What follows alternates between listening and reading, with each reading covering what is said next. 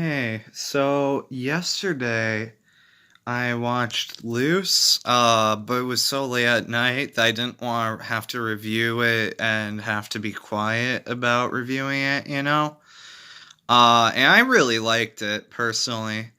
I was pretty excited about watching it. Uh, and uh, I'm not sure if I should go into spoilers right away. Part of me wants to, but I feel like I should save that for last. So I'll start spoiler free. I'll give you a warning and then I'll go into spoilers. But don't worry, I'll give you that warning for those who haven't seen it. Uh, so spoiler free right now. Some of the things that I liked about it, the plot felt very, I guess I could say, relatable, and how it was portrayed felt very realistic. Like, it felt very grounded in reality. Like, even though there were several scenes showcasing the main cast's great performances, it never felt like it went too much out of its own way to do that, to the point where it felt like it was just embellishing itself. Uh, it felt like pretty real for the most part, which I really liked.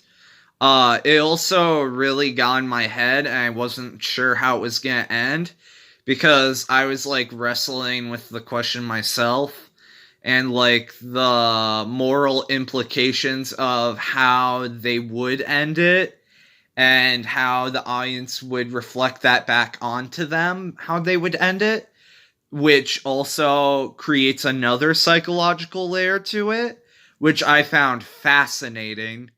And it made it like near impossible to determine like which option they were going to go with, because every single possible option felt equally viable. So like it kind of felt like you just had to go with the movie on this one, which is very impressive to say the least. That I felt like I could not outsmart this movie.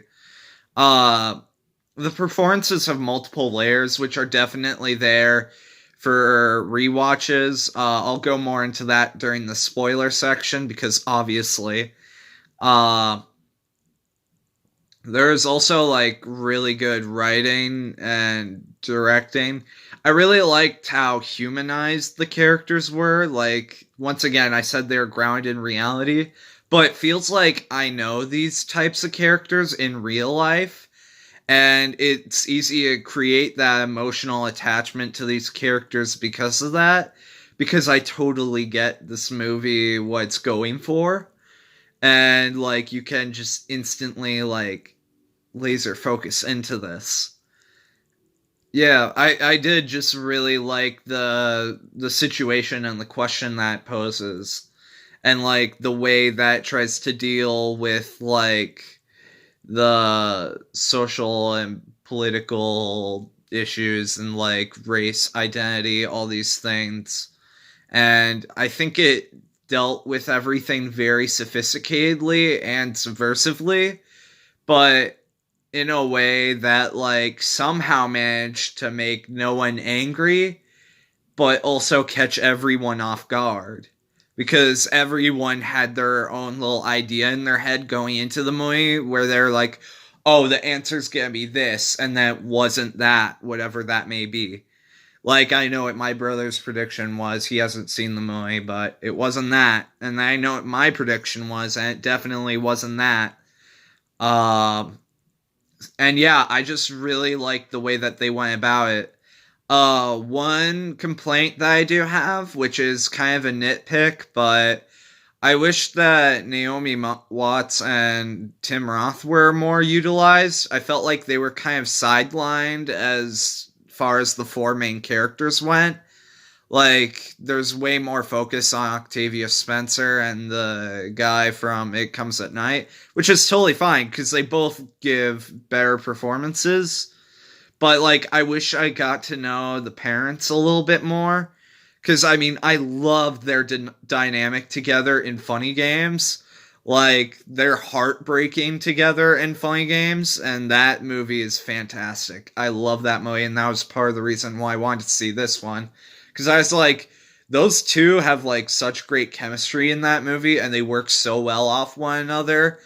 And like, you're like holding back tears throughout that movie. It's just so intense.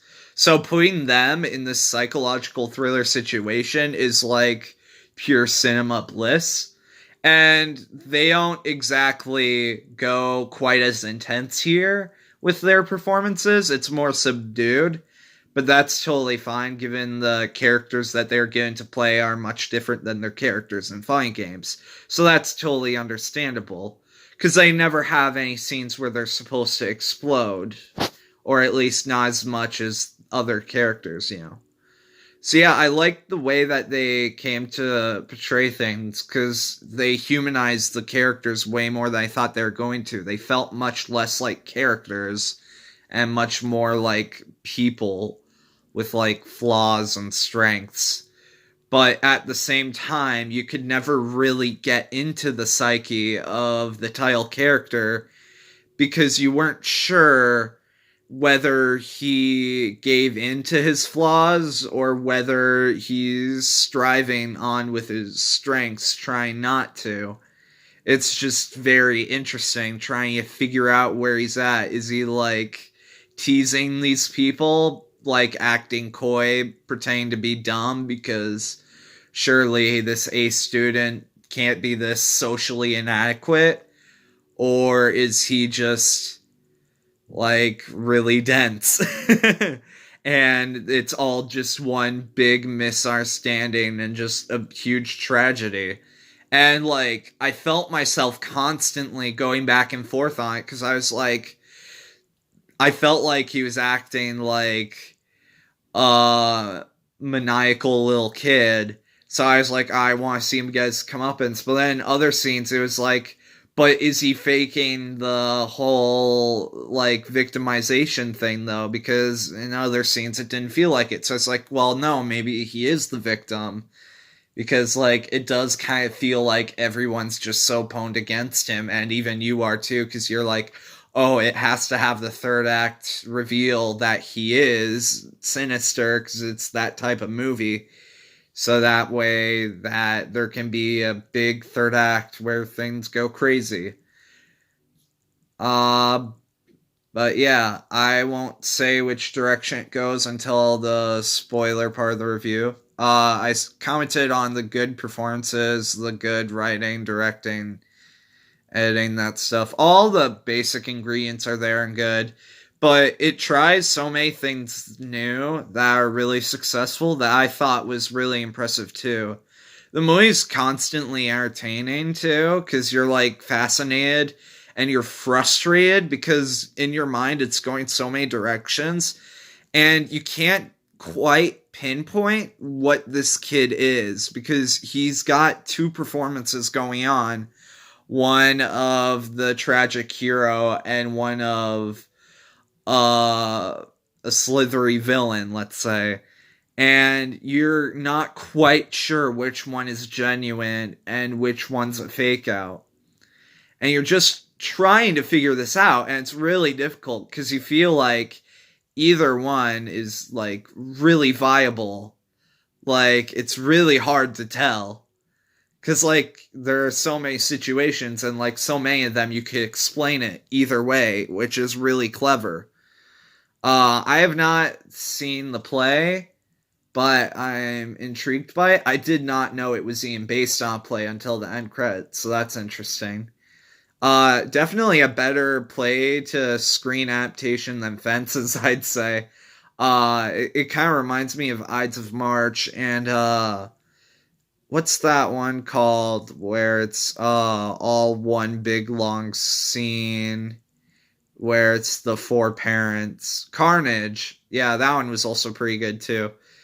But yeah, it's really good. Oh, also the score, the music choice was very fascinating.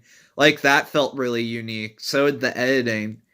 The themery also like tying into the title and things like that also felt like really clever and like, I mean, I should have seen that coming. But yeah, everything was just very well done. I think it's appropriate now to go into the spoiler section. I gave the movie an 8.5 out of 10. So yeah, I'm gonna go into the spoiler section now, just a warning. So what did I think? Oh yeah, I'll also give my theory here. So spoilers if you have not seen Luce. I thought so because the movie's titled Luce and that meaning like light among the darkness, that's very poignant for the movie since like you're trying to figure out is he picking light, is he picking darkness? And then because like good and evil.